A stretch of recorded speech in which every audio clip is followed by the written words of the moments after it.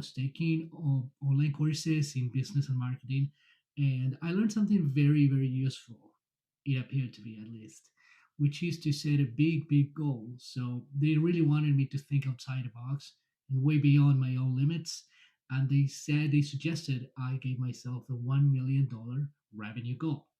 They said, okay, this sounds really crazy, but it's also exciting. So $1 million sounds really big, especially when my starting point is zero. I had not made any sales at that point yet. I was starting out. So what happened after is I broke it down. So you start with big outcomes, then really small outcomes, and then you start figuring out what daily actions translate into that small outcome, which compounds into that bigger outcome. I tried this, but it looks like my numbers were always off. So the way I saw it is I had to get in a number of conversations, talk to a lot of people.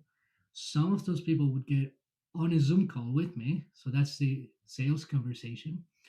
And some of the people who would come to the Zoom room would become clients. So that made a lot of sense. But for some reason, it looks like my numbers were constantly off because I was talking to a lot of people and I was bringing some of them into a Zoom call, but no one was buying. And I said, what is going on?